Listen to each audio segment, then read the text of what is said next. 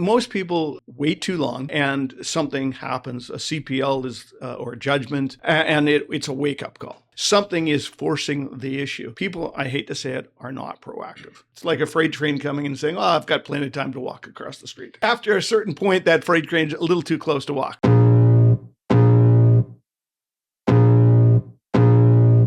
Welcome to the Tom Storey Show with Steve Karrasch and Tom Storey, where we discuss everything real estate or whatever else is on our minds.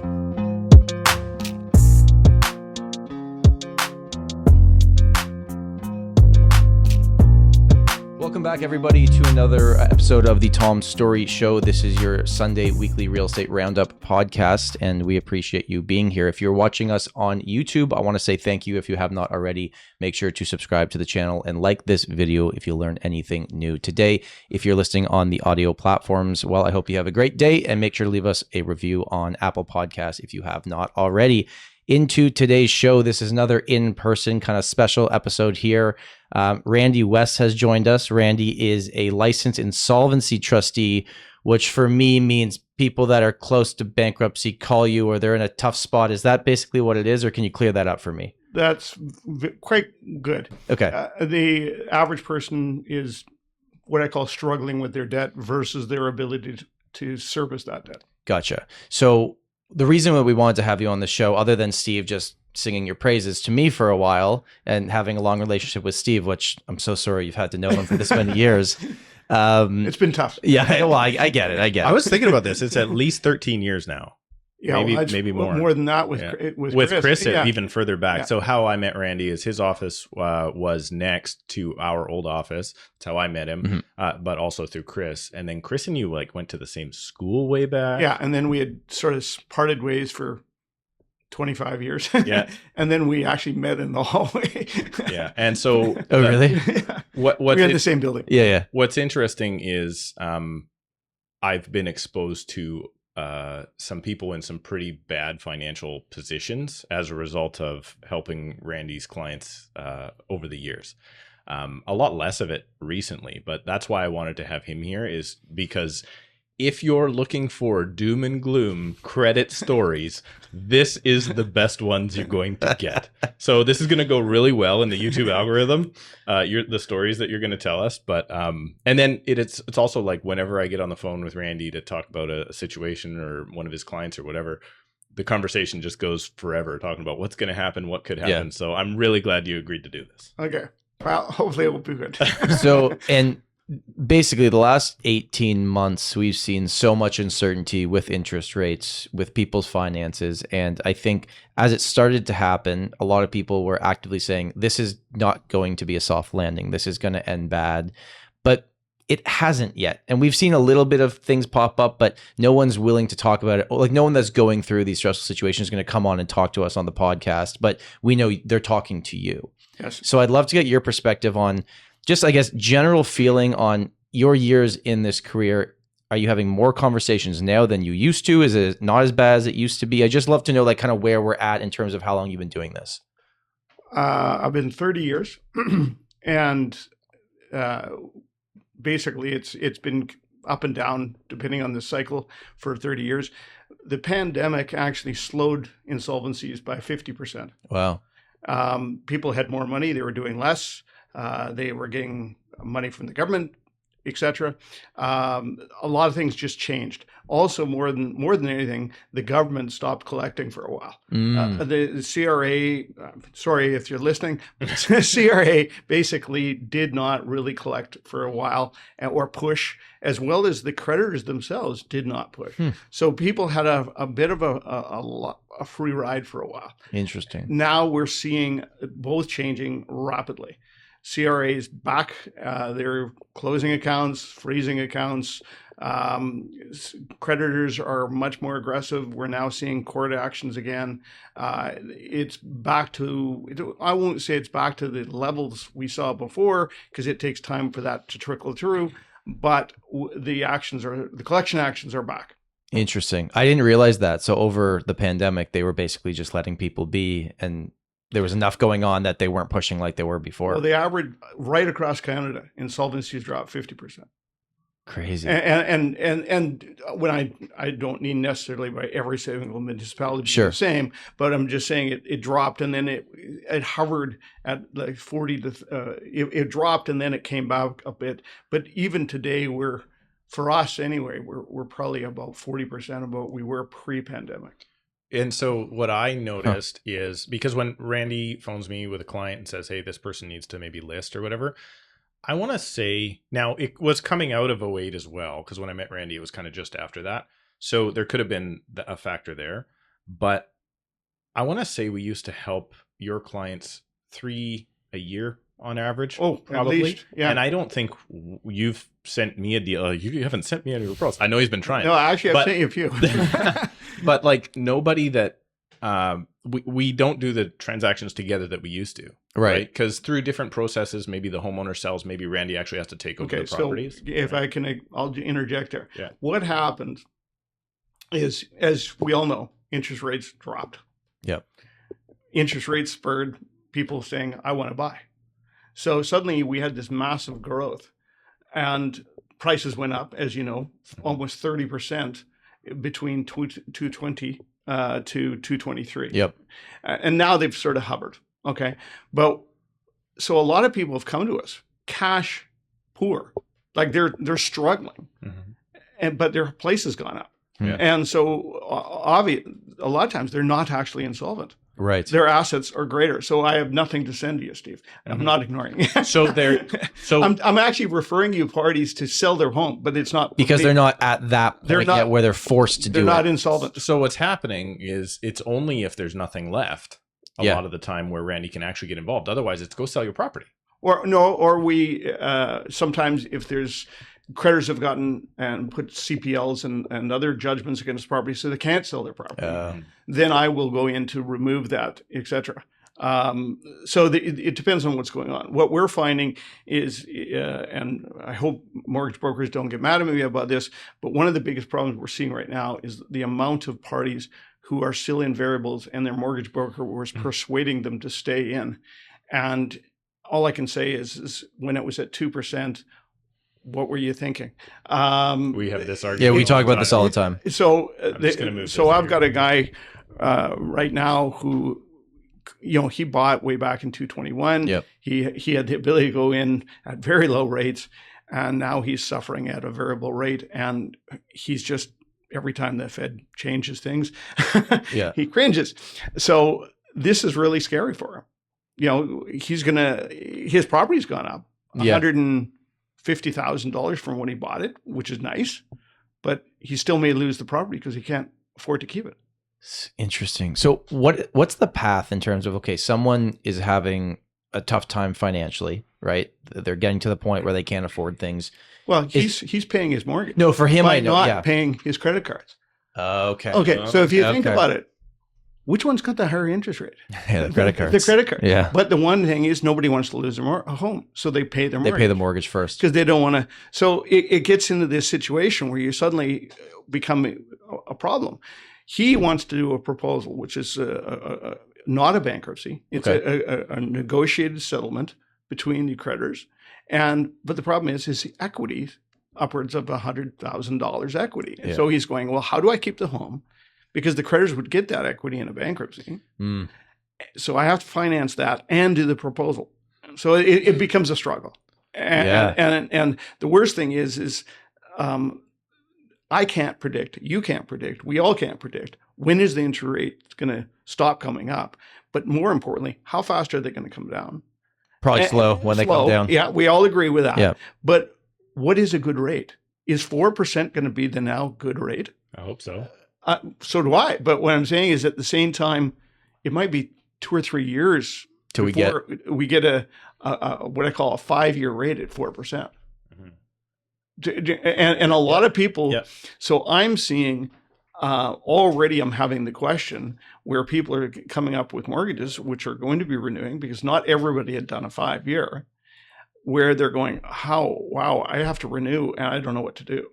And I've been so far saying, look at the rates they're already at, you may want to stay variable because I'm hoping that you're stopping and then going down, or you'd go a short-term 2-year.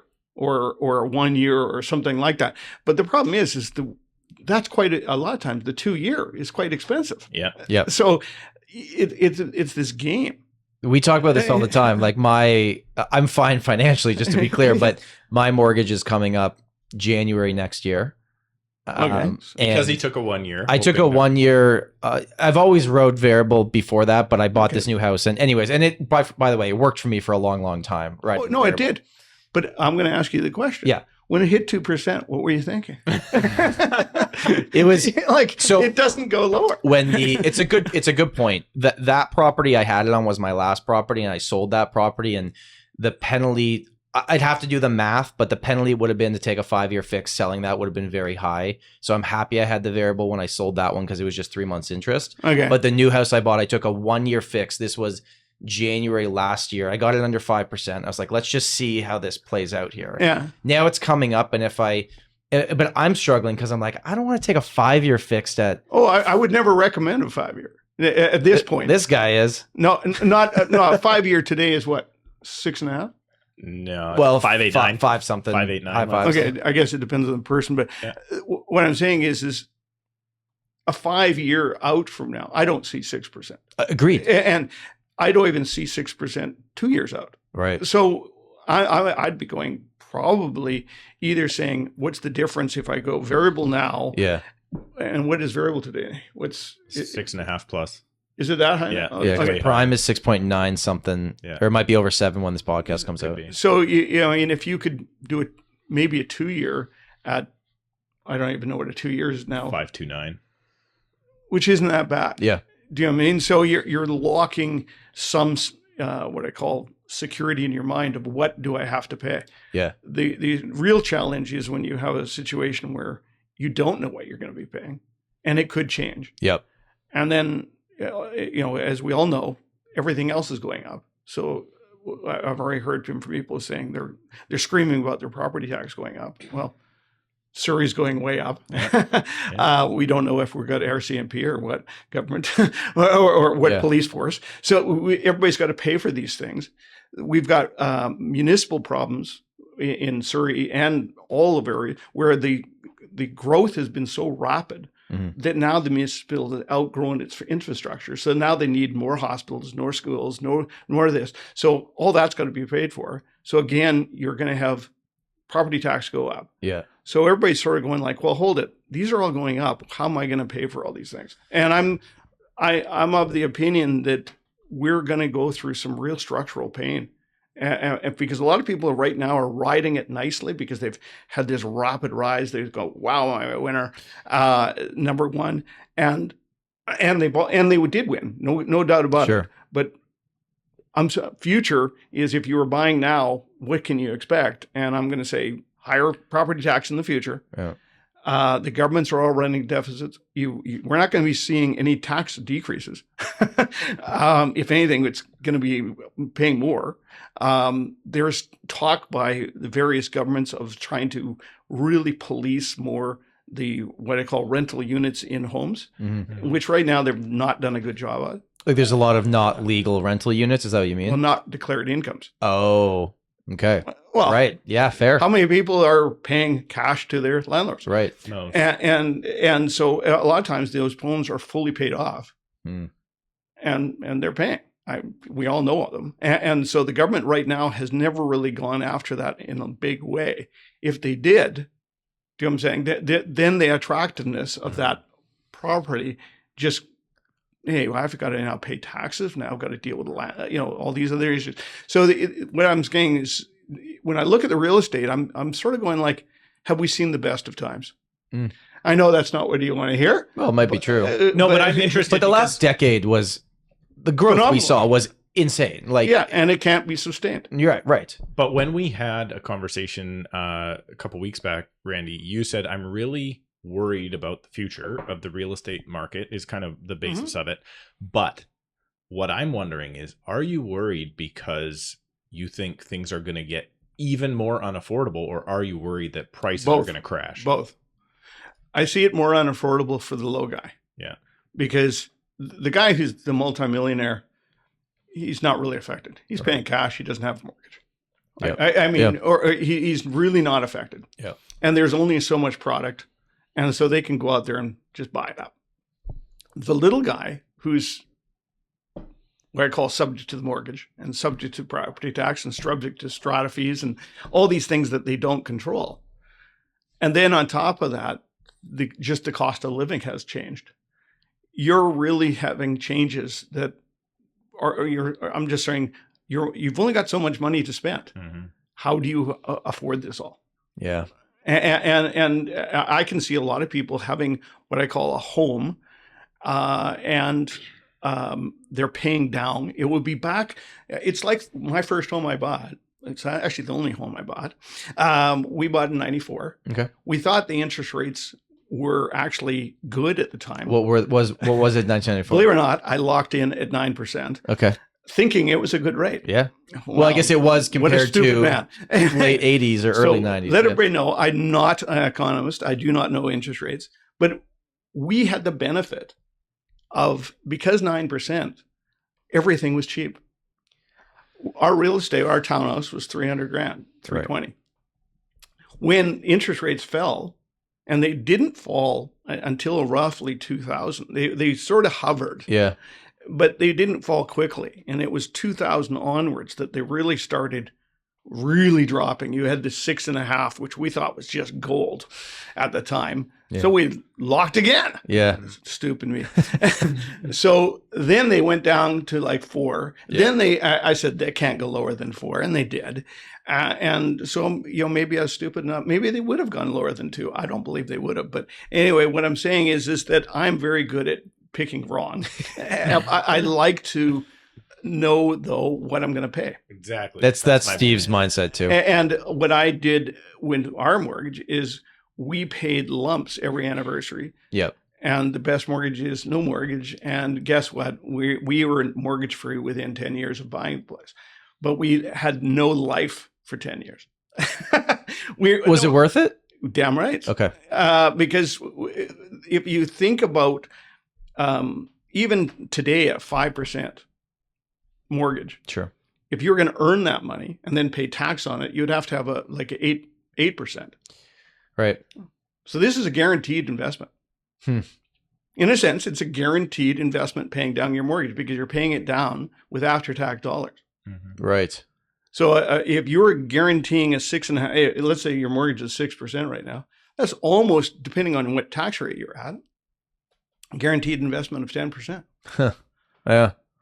You can't get that in the stock market. That's a good point. So I'm a person who wants to protect the home. I do play the stock market. But it was after my mortgage was gone. Is there any part of you that wished in the late 90s you bought up more properties instead of just paying just to play the other side? Because I was thinking, because I can tell, by the way, right away why you guys are really, you get along really well because you think the exact same. We're pretty conservative. On the finances. On the finances, looking back at where house prices are now, where they were when you bought the place in 94. I wish to hell I had bought a house. Okay.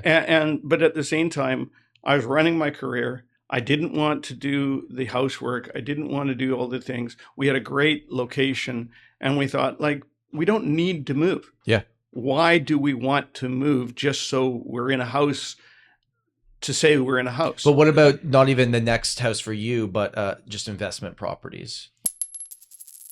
This episode of the Tom Storey Show is brought to you by doormat.ca. Everyone is looking for a real estate lawyer that they can trust. So in Ontario, you're going to need a real estate lawyer to close a property. So whether you're buying or selling, you're going to need a real estate lawyer to help you. Doormat is Ontario's real estate lawyer now.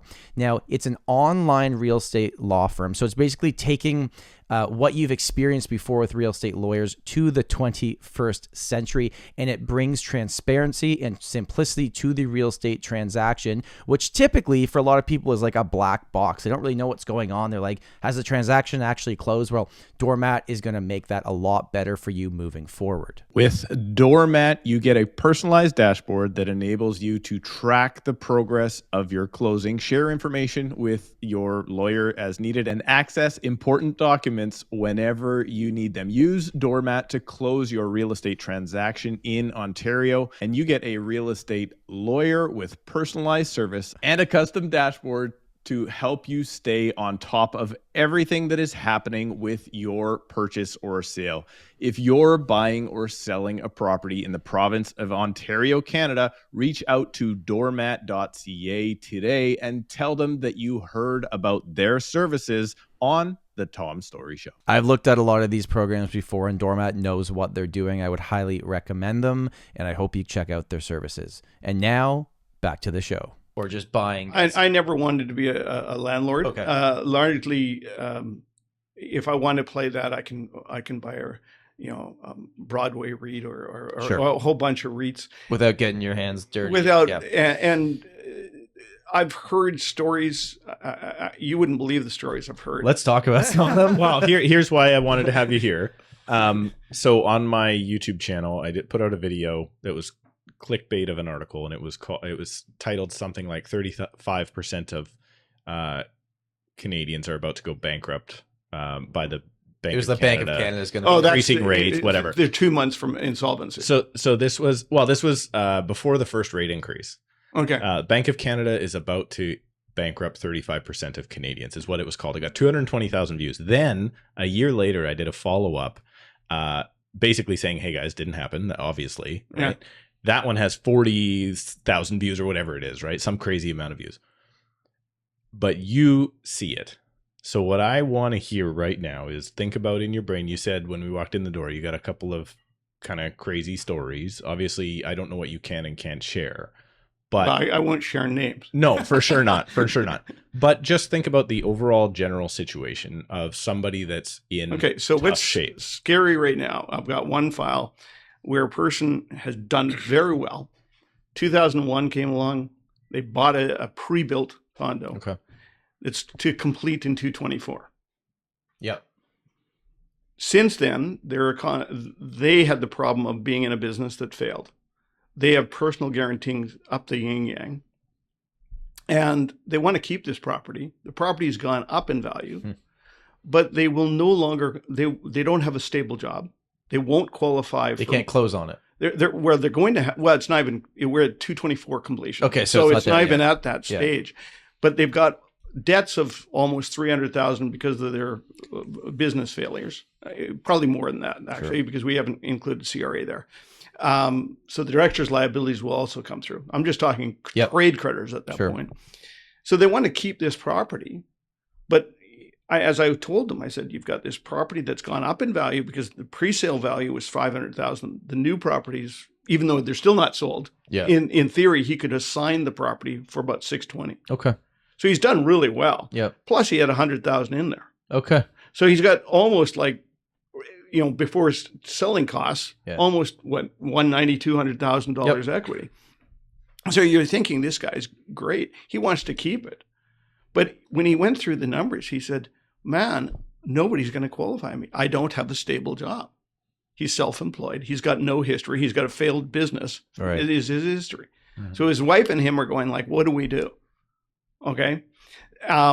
We're doing a restructuring, and I won't get into much more about his, but I literally got off the phone with him, and another guy phoned me, panicked, because he's got a place over in Brentwood area, in Burnaby, and he's got a closing coming up.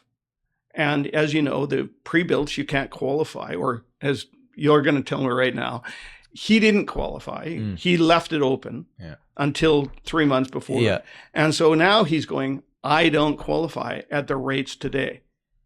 The stress test doesn't get me there. My cash flow doesn't get me there. What do I do? He doesn't want to lose the property. He's already sold his property on the condition of moving into this one. Wow. And if he breaks the deal, you've got the domino effect. Right. There's a whole bunch of problems. So as you can see, this just keeps going. So this is, he's stressed amazingly high.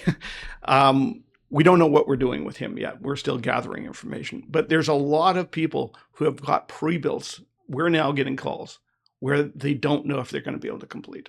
And so it's going to be interesting. Now you can do the spiel, I think, on Royal Bank, was it? I think RBC has a pre-sale. Depending on the developer. I They guess. do. Well, they will hold the rate for a long For time. many years. For many, many years. Yeah. But they're the only one that I know publicly that's talked about that. Yeah. Okay. But that only matters. But nobody if you does want that to- in pre-sale. Nobody actually goes when they go into a pre-sale center. They don't go to do their due diligence. No. In my market, you have to show the developer a pre-approval letter. Oh, And they want full approvals these days. So it's not now. I don't know every developer, but in Toronto it is more strict on it. But I've But had it was easy to get a pre-approval when it was interest rates in 221. fair enough. It was, how couldn't you get a pre-approval? Yeah. So now, which rates are what? So Three times how that. do they close? Well, what we're looking at is, and this is I've talked to Steve about, is selling or assigning the agreement Yeah. as part of a restructuring. Yeah. He's going to lose the property. We already know Okay. he's going to lose it. The question is how do we mitigate or get the best we can for him and, et cetera, et cetera. And even that as the best possible solution. Like, again, I can't speak to out here, but in Toronto, assignment market is quiet. No one's buying an assignment unless you're buying less than they paid. There's apparently, when I started doing some research on this, there's 3 different companies that are now literally advertised. They're the realtors that go after that. Yes. And It's a tough gig. It's very hard to move. I would think it's extremely tough. Yeah. Because as Steve pointed out, sometimes the assignment agreement, you're not allowed to advertise. Yeah, not publicly on MLS. or even assign sometimes. Sometimes they don't even let you Well, assign it most of the agreements I've seen so far say you can assign, with a but fee. the realtor or the contractor has a fee, number one, and they must approve the deal. Yes. But from what I've discussed with lawyers, they've all stated that they can't unreasonably withhold that approval. Now, so In other words, it's almost a given approval, but they just have to be informed. now this specific situation is this is all based on interest rates, right? It's because the interest rates, or is it because everything else happened first and then the interest rates were that final, like, okay, and I can't also do this? Well, the second one is interest rates. Yeah, okay. The first one, he had a failed business. So, Yep. but we're having other ones as well. Like I've got another one right now where, again, he's got a property. He didn't lock in the mortgage. He and his wife's fine, but he's trying to keep a property, and his property they're paying variable. Yeah. And so his income, he makes very good income. He's taking home over $5,000 a month net, but his mortgage is $5,200. Yeah. Then on top of that, you've got your strata and your property tax. So And food. yeah, and so you hold it. How are you going to make this? And he's adamant he wants to keep the property. I'm sort of struggling. How are you affording this? What is the breaking point for people? Because I would assume most people you talk to, they will do everything possible to keep the property. Or they want to. They want to at least. Most people, I hate to say it, wait too long. Yeah. And something happens, a CPL is, or a judgment, or something happens. What does CPL stand for? Certificate of pending litigation. Okay, gotcha. Or a judgment. Okay. A property, you're getting to a point where you've now got properties, that your property is being now jeopardized. Gotcha. And it's a wake-up call. Or something is, the other wake-up call is the pending mortgage renewal. Yeah. Something is forcing the issue.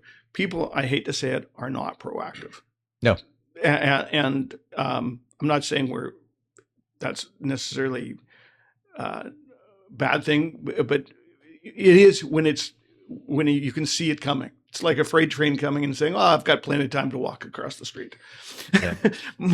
And after a certain point, that freight train's a little too close to walk. And in this situation where, the income's good, but the mortgage payment's high plus everything else, have they owned that property for a long time so they have equity in it and they could sell it and they'd be okay? Or is it like they bought it a year ago and... Well, it depends on the party. Sure. Most of the parties we're seeing didn't buy in the last year. A lot of them are sitting on good equity. Okay. So we go through it and we say, you know what, sell the property. You really don't need us. And that's usually where we ended. And we refer it out to Steve or refer it, depending on if they've got realtors, et cetera. Right. But what I'm going to say at the same time, a lot of people don't want to talk to Steve. They want to keep that damn property. I don't want to talk to Steve normally either. They're a good judge of character. They're here to keep the property. Yeah. Meanwhile, their debts, their unsecured debt, is accumulating at unbelievable rates. Is it mostly credit cards that is putting people in this situation? Credit cards and lines of credit. People are keeping what they're keeping. The other thing, which is terrible, is car loans. Car loans have gotten ridiculous. They're number one, overpaying for the car, right? Because cars have gone ridiculously priced, and then a lot of people aren't qualifying because they're, let's say, self-employed or whatever. They don't get the best rate. So we see a lot of car loans in the 10, 12 is the low side. We've seen them as high as 24% car loans. And you think about it, are you kidding? Crazy. But people need that car. Without that car, they don't work. So. Do you mean certain places they need that vehicle? Mm-hmm. So on those type of situations where the person's making good income and a lot of debt, we do a proposal where we're saying we're going to restructure the party. And you're basically saying, I'm going to, if you've got 200 grand worth of debt, we're restructuring at 40 cents of the dollar or whatever. The advertisement out there is you can do 20 cents of the dollar. No, it is true. We've done under. But creditors agree to that. Well, you have to look at the circumstances, each one. You can't use one picture on everybody. What you have to be doing is saying, well, hold it. What is your circumstance? What is now going on? And making that decision. Is it almost like if the creditor each sees one on its own circumstance, that there's no hope that they're going to get it, they'll take the 20 cents, but if they see more hope, they'll take the 40 or 50 cents? Is that? Well, no, usually if they see more, a good one I'm dealing with right now, a guy had a failed business again. He's now employed, got a good income, making like 120 as an employee. So he's got a strong income, but he's gone through a marriage. He's paying child support. He's paying this, he's paying that. And the end result is he can only afford so much. His debts are over 250, and CRA, one of the biggest ones, came in and said, we want more. And I looked at the budget and I said, well, hold it. Everything's almost fixed here. His rent's fixed. Right. His insurance is fixed. His car payment's fixed. His child support's fixed. His telephone's fixed. Where do you see? Is he not supposed to eat? Right. and you have these negotiations, and literally you browbeat each other back and forth until you get to an acceptance. You have to be creative, and you have to work with CRA, and they do their due diligence. And if we haven't done ours, we look stupid. So what I'm going to say is when you're picking a trustee, make sure they're going to do their due diligence and ask them, what are you going to do for your due diligence? Because they're representing, and it's really embarrassing for the trustee to say, oh, I didn't know that. And because then the CRA is going to look at it and say, well, what did you really do did you just write up a piece of paper and give it to us? Why did you do this? So it helps to do the analysis ahead of that. We do our analysis before we ever present to CRA. Right. We know what we're going to say. So it's like, is it now like a Zoom call with CRA and no phone call? No. You file fax. I hate to say it. They don't do Zoom. They don't do emails. CRA is a closed box. And ever since, for privacy and security reasons, you fax. So you fax it over? And then, they take time to process. It's nothing's fast. And then often they do their analysis. They're going to do the review. They're going to look through bank statements. They're going to do et cetera. So if they don't get notification quickly, then they're going to ask for an adjournment. Then you go into further negotiations. So it's not a boom process. But at some point, you're not talking on the phone with someone from the CRA? Sure we are. Oh, you are? But that takes... when you first call them, we don't know who we're going to talk to, because the collector is not the party we're going to talk to. It gets moved from the collector to the insolvency division of CRA. And the insolvency division guys, they know the act. They know what their mandate is. And even when they know what they want to do, they have to then go to their team leader to get the final answer. Yeah. And sometimes you'll have the officer saying, this is a good proposal, I'll bring it. And the team leader will say no. There's no guarantee. Wow. And So the it's different every time. efficiency there is there was a breach at the CRA in emails like That's a way decade back. ago Yeah. or more. And now they've never gone back. It's all like literally fax or phone call That's right. every step. And Crazy. so, when you talk about email, no. And when the worst thing is with the pandemic, they're also, guess what? You're faxing to CRA office, Yeah. Work. but they're all working at home. So they go in once a week to pick up their email. Gosh. Sorry, CRA, but Is there not a way to move this to the 21st century that's private, that there's enough privacy that people are happy with it? that's CRA security levels that they've Yeah. got to make that decision. Yeah. We can't make that Right, decision. right. I've actually, it was funny, and you'll laugh at this, but I wanted to get something fast because I knew she was going to come into the office on Tuesdays. Yeah. So I said, okay, how can I get it there quickly? And she said, well, mail it in. And I said, well, can I drive it in to CRA? And that way, just like they do a mail delivery, I'm going to do it. She said, no. And I said, no, what do you mean? They don't have like a box outside. You can And like, no, they don't. They do for a courier. So instead, I had to courier it to her. And I had to do it overnight because I had to get it there quickly because I wanted to get the Tuesday and it was a Monday. So we get it there and she gets the stuff and away we go. But if I hadn't, it would be a week later. wow. And meanwhile, the act and everything else, there's timelines. So not only are the people that are going through this very stressed out and worried, and not to say that they didn't put themselves in that position and that was their own decisions, but it's also just like a slow moving process to hear anything back from when timelines, and it's gotta be like just a terrible But this situation. is what we do, and I'm assuming any good trustee out there, licensed trustee, is doing. We explain this whole process beforehand. Yeah. And we tell them beforehand what to expect. And we tell them as well that we're going to be handling it and we're going to get you involved when we need to. So don't expect us to be calling you I see. day-to-day updates. Some people still want literally day-to-day updates, and we're not really giving them day-to-day because we're not getting it day-to-day. Sure, you got nothing to say. But they realize after a short time that, okay, we go. Majority of trustees, when they put proposals through, I would believe that a proposal can be negotiated. I only put through proposals that I believe are valid. Yeah. If I think it's garbage, I won't even do it Mm. because it's a waste of my time, and it's waste of their time. It's sort of like, who are we kidding? So I won't bother doing a proposal that I don't believe in.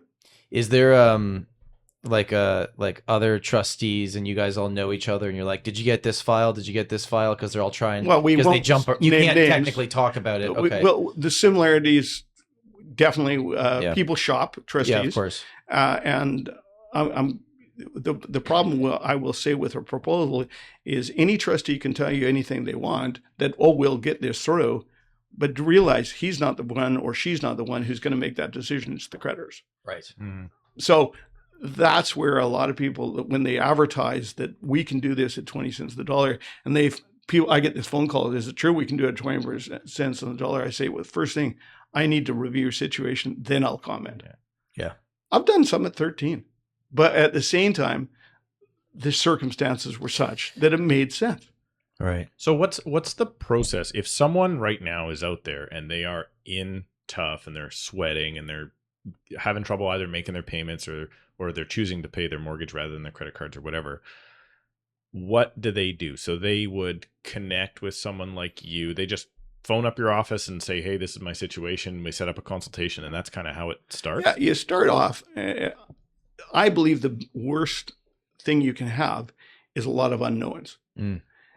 It's highly stressful when you've got unknown after unknown after unknown. So our initial meeting is to go through, understand the situation, and now give the information so they know what to expect. And they're making now a much more informed choice of how to proceed. Right. And we review their various options. And sometimes we refer them out to a credit counseling society, or we'll refer them out to saying that all you really need to do is a restructuring proposal, or what you need to do is just restructure it yourself personally by selling off things, or work with your lawyer on this, or et cetera. So we go through various options. A lot of people are blessed, I'll call it, with the fortunate situation that their property has gone up hugely in the last 5 years. And so a lot of them are sitting on good equity. They're just cash poor. Yeah. And the worst thing is their cash poor situation is rapidly getting worse because they're paying their mortgage and they're paying everything else. Meanwhile, their credit cards are going up at a very quick rate, often 10, 12, 18%. Yeah. So real estate doesn't sound like it's a major problem other than the fact that people that are on variables at this point in time, it doesn't sound like real estate is actually the solution a lot of times. Yep. But if you had to rank right now, you've mentioned auto loans, you've mentioned credit cards, and you've mentioned business. Which one of those generally will put people in the worst spot? Like, what's number one for like, this is the majority of people I see, this is what caused them to go down this road? Oh, failed business is two things. Number one, you've got your personal guarantees and director's liabilities. But more than that, you're not out of a job. Right.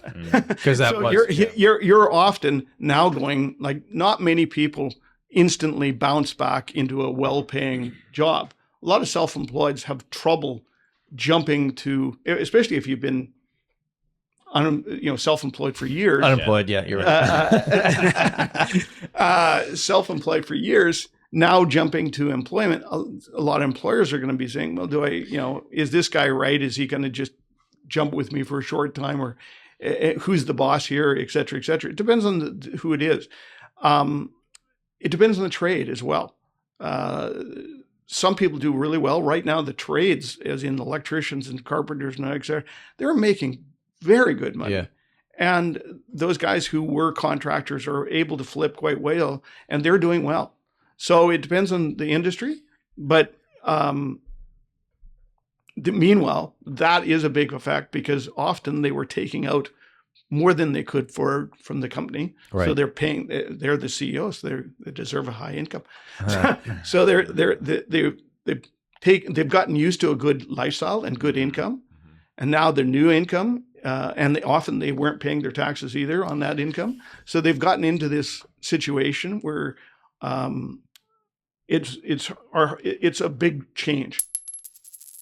This episode of the Tom Storey Show is brought to you by the Storey team at LePage Signature in Toronto, Ontario. That's Tom right there. If you are looking to buy or sell any real estate in downtown Toronto, unfortunately, my friend Tom here is probably one of your best options. I know he's young and good looking or whatever, but he is one of the best real estate agents in Toronto. So if you're looking specifically downtown, because that's where these young hipster type kids like to buy and sell their condos, this is the guy that you should probably be in touch with. But Tom, you also do sell other types of properties, correct? Like if I had, I don't know, a single family home in the city of Toronto, would you take my listing? Yeah, that's probably about. All right. I don't need you to keep. No. This is my commercial read.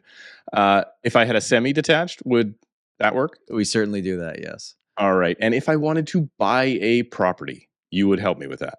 Certainly. All right. And then if that was the case, and I wanted to reach out to you, how would I do it?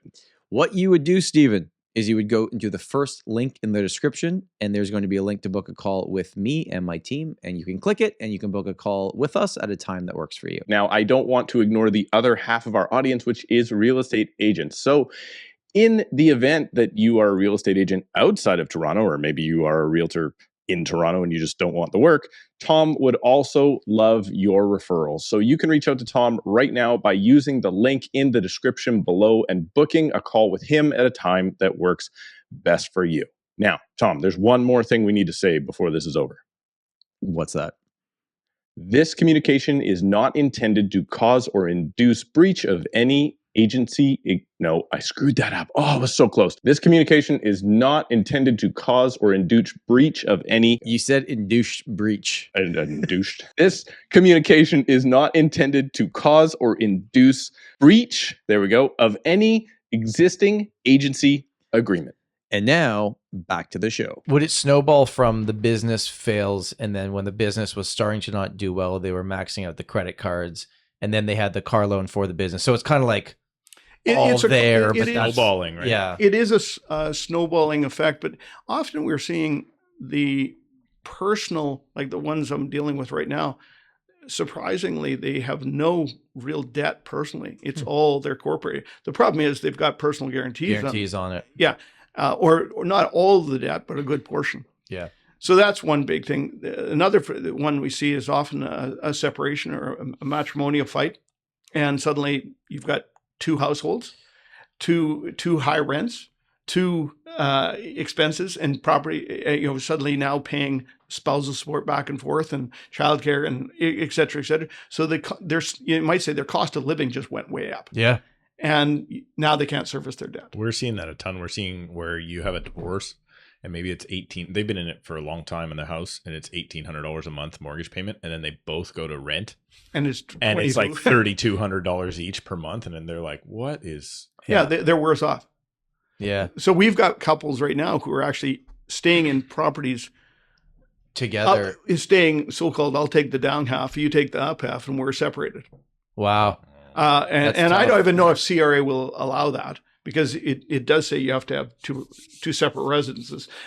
Don't worry, when upzoning comes in a few months, we can. Yeah, we just spoke to Ravi Callan, and they're going to let you divide those into separate residences now, legally too. So, I would be scared with that because if you legally start changing things, that's one more tracking for CRA to hit the taxes. So realize what you're doing. Yeah. The more information you give out there to the government, do realize they can use it as well. And will use it against you. Well, they're already looking at it for property tax. Mm-hmm. For if you've got multiple parties in one household, you're making heavier use on the infrastructure, utilities, etc. Yeah. We should charge you higher. Mm. And there's been talk about that for the longest time. I don't know how much they've actually implemented it. What we're seeing right now with so you have Surrey, Langley, all these different area, Delta, they all treat suites differently. Right.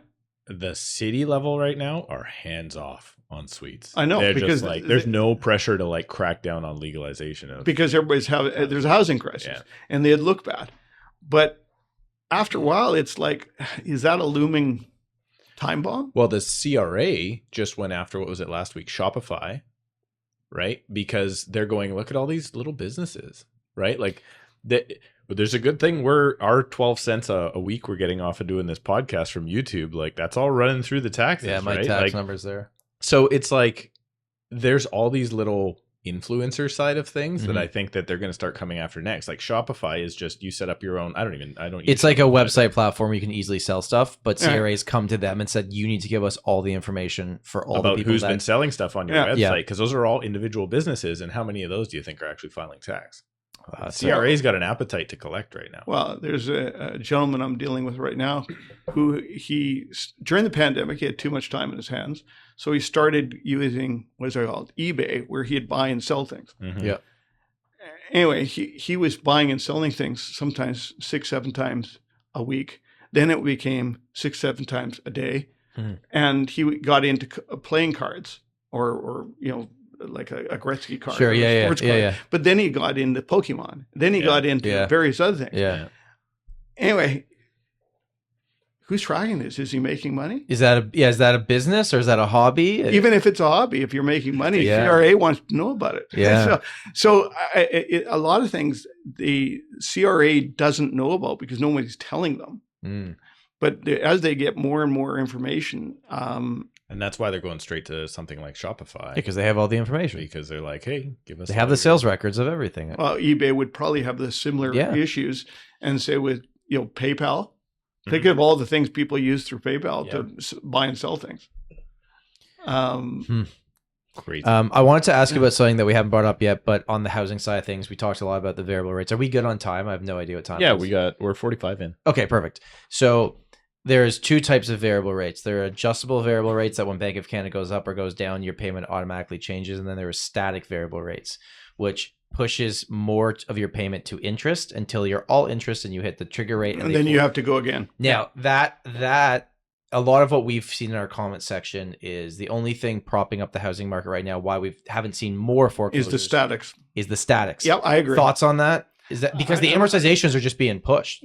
Well, this is what I went over with this gentleman who's paying the over $5,000 a month. Yeah, his is a static, and when I worked out how much is actually going to principal, it was under $200. Yeah, and I said, "Are you kidding?" Yeah, I mean that's just terrible. Yeah, he could turn around and rent for call it $3,000 less than yeah. So he would have an instant saving. On top of that, he wouldn't be paying property tax. On top of that, he wouldn't be paying strata. So I've been trying to say, are you sure you want to continue paying this? Because we don't know when these interest rates are going to stop. So what's the hesitation? They don't want to lose the paralysis. Home. It's my home. People fall in love with their home. Yeah. They're as my father, who was a builder at one time, he said the biggest problem people do is fall in love with a home. They should be looking at it. We all want a nice home. We all want to do the best, but at a point that shouldn't be the factor. You should say what makes sense. Yeah. And people instead just the home. Mm-hmm. They put way too much. And like I said, you've seen it. You've seen many of the clients I've shown you where their mortgage is somehow always paid, yet they're $100,000 in debt. Mm-hmm. And what they're doing is they're scrambling from everyone to make this make. Most of the examples you've given so far, their current salary or what they earn is actually pretty good. So it's not just that like people that are making, under the poverty line of income. We don't actually see. It's mostly people that make six figures that I'm hearing that are the ones in the most trouble, in the most trouble. It could be a mixture. I do not advertise on. I don't go after. I see. The everyday party who's going through Google.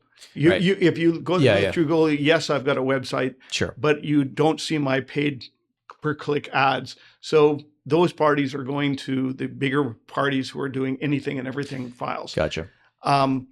So I've got a different clientele. Okay. Most of my parties are referrals. Yep. Most of my parties are or referrals from either lawyers, accountants, somebody who knew me. And I was going to say, it's not from their friends and family. It's not like, I just went through a bankruptcy. Well, because it's like, it's sometimes. Is it? Really? Yeah. Like, are they talking about that at a barbecue? They're like, I've got a guy that can help you. Like, because I feel like I just had a file that way. Really? Where it was a past bankrupt. He'd gone to a barbecue. He was talking to another. No, it's true. The guy is one of these project managers for the big, multi high-rise project. And this guy had always been self-employed project manager. That's why he came to me. He hadn't paid taxes forever. So self-employed, a lot of times taxes is the problem. So he was meeting up with another contractor who now was employed, but he still had $180,000 tax debt. Right. So they've came to us. We negotiated with CRA. He's in a proposal. Because I feel like most people keep that so close to the chest and hide it and pretend it's not a thing until it gets to the point that it's so bad that they have to do something. So that's why I was kind of making that joke, because I feel like, you're at a barbecue. It's like, oh, yeah, I like Steve as my realtor. You should talk to him. That's like a casual conversation. But you're correct. People do, as I used to say, they'll talk about almost anything before they'll talk about their finance. Yeah. And that is true. However, a lot of times, if it's a close friend or someone you're working for and you can see they're struggling and you can hear them getting these phone calls and they're ignoring them or quickly hanging up, you can say to them, hey, you know what? You might want some advice. Yeah. And they're not getting too much push. Almost all licensed insolvency trustees offer a free initial consultation. So it's good information. And then you make a decision. That's what I was actually just thinking as you were talking before, is that if someone's going through these very, very hard financial times, how do you guys get paid? We're paid depending on the file and the complexity of the file. And then there's what is called a tariff that sets our rates for if it's a consumer bankruptcy or consumer proposal. Those are smaller files. Okay. And then when you get into bigger debts, which I like to do, is the harder stuff, Sure. more complicated, your rate structure completely changes. Are you paid on percentage of? It depends on how you. Okay. So CRA often wants to know at the end of the day, what are we truly going to get? So I often use a formula to say, here's what the formula is, and here's what we're going to get. Gotcha. And they like to know that rather than have this unknown, what is your fee, and it's going to cost us unknown. So wait, so the CRA is paying you? So indirectly, so an example, a person will pay in $150,000 proposal to get rid of $600,000 debt. Okay. Sure. So it sounds like 25 cents on the dollar, but what happens, 150 over 600 is 25 cents on the dollar. So what would happen there is our fees would be coming out of the 150. So let's say our fees, I'm just as an example, were 25. Then the creditor's really getting 125 of the 600. The party is not paying us, and I get it. They're paying in one lump, and we're from that lump. No, in that scenario, they pay off that big debt, and they get it on 25 cents of the dollar, or whatever it is. Just like fill me on this because I'm just curious. Does that mean that they're not declaring bankruptcy? Or are they far? We're not doing a bankruptcy. So, and I'm thinking out loud here.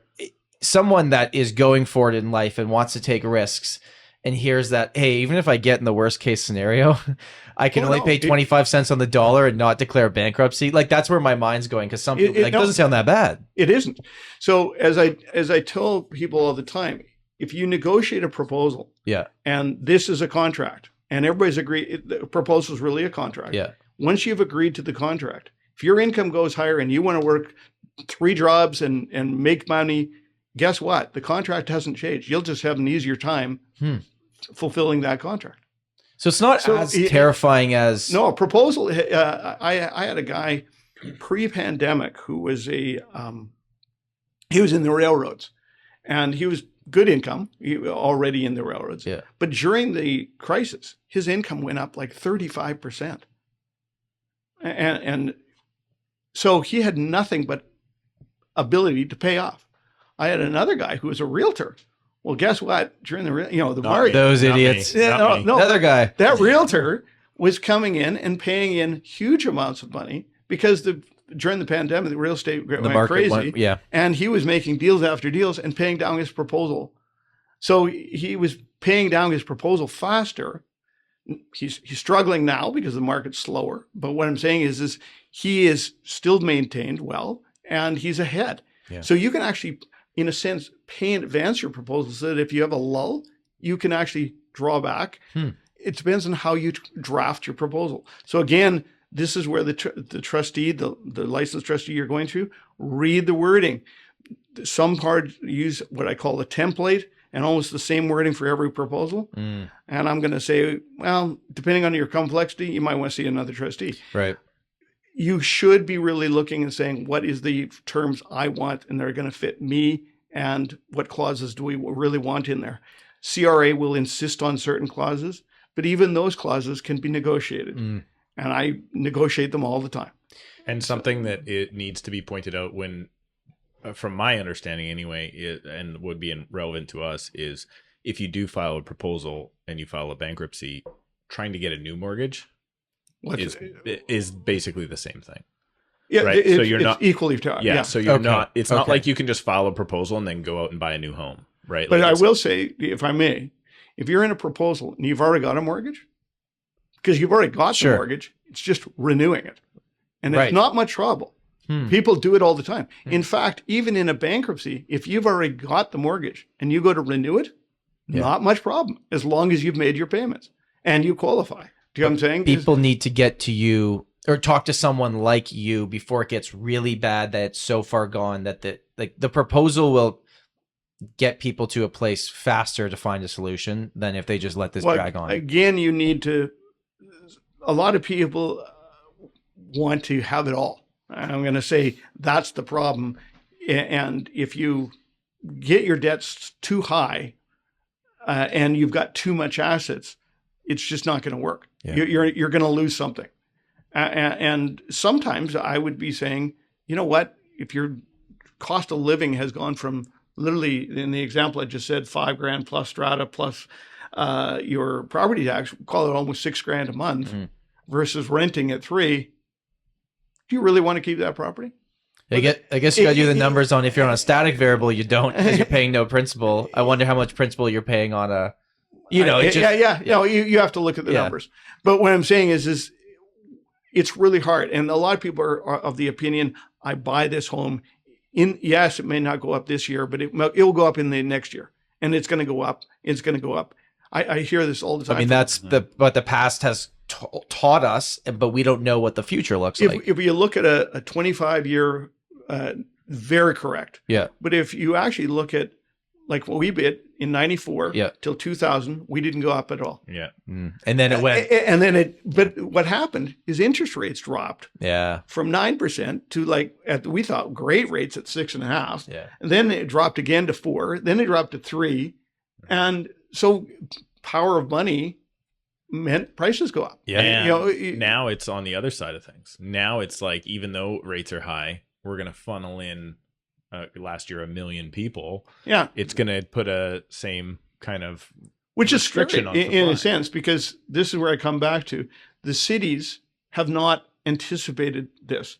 So already we're having, Surrey Memorial Hospital or other hospitals where you can't even get in. We've got a problem with doctors. We've got a problem with schools. We've got a problem with it. So people are flooding in, causing this huge market, but the infrastructure isn't withholding. No. And so we're going like, hold it. Is this really the community I thought I was buying into?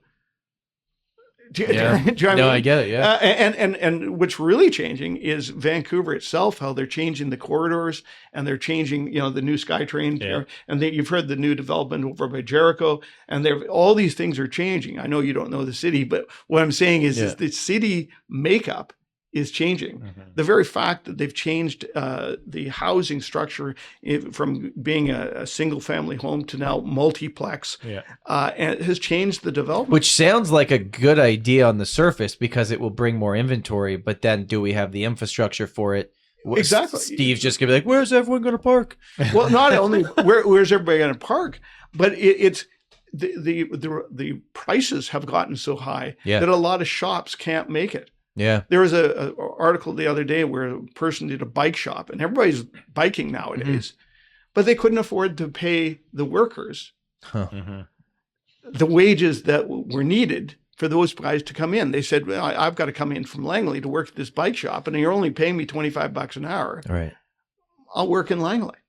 Yeah. And I'll save the time. So they're shutting down because you're having these areas where the cost is so high that the services that you want in those areas won't be there. And it's kind of scary. Yeah, it is. Like, what did I move into? An area that's changing. A real good example of that is actually UBC is growing. I know you don't know. No, I know UBC. Yeah. UBC has grown from when I was there, 25,000 to now, over 100? I have no idea. It's growing huge. Wow. But outside of, just on the other side of UBC, it was what I call a Point Grey area, which there used to be all this, everybody used to use, UBC used to go there for their services. Okay. UBC's now got its own little city almost. I see. And guess what? That area has died. So you've got these multi-million-dollar homes in an area in Point Grey where you've got really no services in that area. You got to drive. And it's changing, but it's really changed where the people are going like, what do I do? The Safeway even moved out of there. So there's like, hey, what would I have as services here? And it's changing. And this is what's happening all over. We're seeing it, and it's kind of scary because what are you getting? I mean, on both sides, it's like one side. I'm not all pessimistic. I'm just saying we're in a really evolving, and if we have this many people, what is another 500,000 this year? It's 500 a year now. Yeah. So those parties are going to create extra demand, and either prices rise, which we all don't want inflation, but if you've got all this extra demand that keeps prices going higher, that means interest rates aren't going lower. Right. So I do not see, or not back to anywhere close to. Well, there are those 2% number they talk about. Yeah. inflation rate? Yeah. Not in the next probably 4 years, in my opinion, or more in Canada. Certainly not in the BC area. Right. We've just got too much demand for everything. So what's your, I guess we'll put a bow on it to wrap this up in terms of like, what's your 10-year outlook for housing in BC? I see right now a 224, 225 area where you're going to see a lot of pain. A lot of people are going to be turning around. Their wages haven't gone up. Yeah. They're already pushing through higher property tax. They're pushing through other things, and people will have to renew their mortgages. Right now, people are not having to renew. So I think a lot of product will come on where people are going to say, well, hey, what am I doing? The other thing is a lot of baby boomers are saying, hold it, is this the city I want to retire in? Right. And I'm at the baby boomer. You're not there yet. But what I'm saying is I'm at the age where I'm going like, hold it, I'm going to retire. Where am I going to live?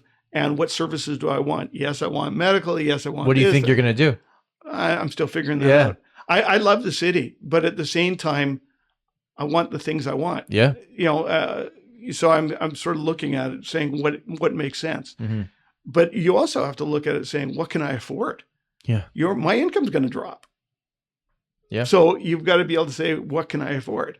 And this is why the island has boomed. Yeah. Yeah.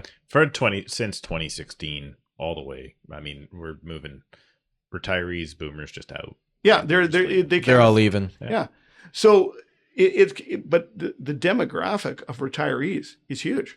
Right. Yeah. So, and a lot of those parties, everybody's talked about this idea that they'll pass it down. The baby boomers will pass it to their kids. Well, if they're going to live longer, they may say, well, you know what? If you've seen what the cost of long-term care is at sometimes $10,000 a month or more, depending on what needs you are, they may not want to pass it down. Right. They may say, you know what? I'm going to keep this nest egg of mine because yes, I can rent and take my $2 million, like my parents. They sold their place. They're renting now. And the money they made off their home, they're investing, or I'm investing for them. And they're actually making more than off their investment than they are to pay the rent. That sounds pretty good. So they're doing just fine. But they were able to do that because they bought a house that went up. My parents are in the late 80s and 90s. Yeah. So they've had a huge appreciation. Yeah. Okay, final question here, I promise. I know we're going late, just really quick. No, we're just at an hour. A lot of what we talked about today was how housing has either put people in tough situations or helped them get out of tough. I'd say in the last 10 years, it's been actually a benefit. It's been a benefit to people that go through. Mostly, okay. Definitely. Now, do you deal also with people that are renting in very tough situations? Oh, yeah, all the time. And is it just... It's the rents. The rents in BC have gone crazy. Yeah, and you know that. It's the same. It's the same. So the rents here, not only are they high, but they're going up faster than their cost of living or their incomes. Yep. And people are now people in one residence is now common. Yep. And so it's affordability. Its cost of living is not keeping up. And then when you start to now get our taxes and then our fuel costs, my assistant just came back from Alberta. Oh yeah, it's $1.34 to fill up there. We were just having that. In Toronto, it's $1.50, and here it's $2. Yeah, like why are we so high? I don't get it. And I thought we were high until I came here. Yeah. No, but it's just staggeringly high. Yeah. So meanwhile, the guy who's driving Joe employee, normal job, let's say making 40, 50 grand a year, I hate to say it, in this town with the cost of everything, they're struggling. Yeah. Because the cost of living is too high. Yeah. And so we are seeing those, and we will do a proposal or a bankruptcy or whatever necessary. A lot of people are just finding it; they're not making it. So if those people are never making it, they're always living. Even if we restructure them, they're still living at really paycheck to paycheck existence because of the cost of living here. That's what I was thinking, is because the people that have the homes, you can sell the house, and if you had equity in it, you're okay coming out of this bad situation. But if you were renting this whole time, you come out of it, it's like, okay, I got out of it, but still, I'm no better off. It's tough. I'm That's still so tough. struggling. And we're there's a lot of people who've never owned real estate because they never had the down payment, never had the higher incomes, and you need a higher income now Yeah. to even qualify. Well, also get the down payment. Yeah. 10% down on $1 million, $100,000. Yeah. And $1 million doesn't buy you much. No, if you go over $1 million, you have to put 20% down anyway. So what I'm saying is it gets pretty ugly quickly. And there actually was, my wife loves to point out, but there was articles put out, the same thing has happened to San Francisco, that's that's now happening to Toronto. And literally the middle class has been gutted from those cities, and it's now happening the same thing in Toronto and Vancouver. And you're sort of going like, well, is it really, can we make a difference? How can you change it? But the thing is if there's the demand there. Yeah. If the demand side doesn't get sorted out, nothing's going to change here. Well,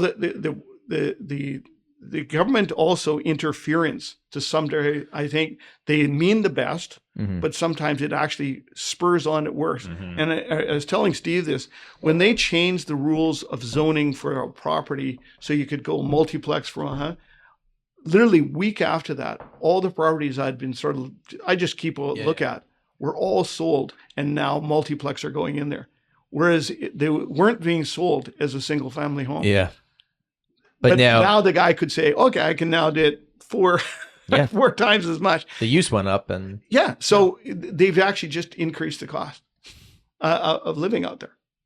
It seems to be every time the government comes to help, they mess it up. And I applaud them in some ways to look at the things, but at the same time, I think they're looking at it with almost tunnel vision. They're not saying, what's the repercussions of all this? What's the ripple on All the developers loved it when they pushed through this. They instantly said, gotcha. We love it. And I mean, look at, and I know, all along the SkyTrain route, everything that could be developed has been, and is still being developed. Yeah. And people are knocking down properties and putting up these things. And the people who own those properties did very well. Yeah. But the parties coming in are paying high rents, and strata fees. I used to be a strata manager or president for 4 years in our complex. And I can honestly say we managed it well, but costs are going up because your strata insurance has gone through the roof. Yeah. And other things have gone through. So you've got these stratas, which are probably the biggest part of the market now. They got to be close. I don't even know the numbers. Yeah. But stratas are I'll call it, strata managers can't get people. Right. They're scrambling for managers, and the end result is that you're having to pay more to strata, and strata costs have gone up far faster than inflation. If you need a job right now, go become a strata manager. Well, in our market, we have property management companies that do the stratas. Like there's people on the board, but then there's property management. So property managers. Okay. You can't find a property manager. Oh, they exist in Toronto. There's I think they said BC needs 500 new property managers tomorrow to catch demand. Wow. But we're growing. Stratas are coming in simply because a single family house is too expensive. Yeah. So stratas have become very, very common. Randy, this was an awesome conversation. Thank you so much. Like honestly, I learned so much. We had no notes for this and we just talked. And I think that's really cool that it just flowed like that. For anybody, I hope anyone watching or listening doesn't have to reach out to you. I'll say that first. Well, I'm going to say one thing. But if they had to, yes, you can call me.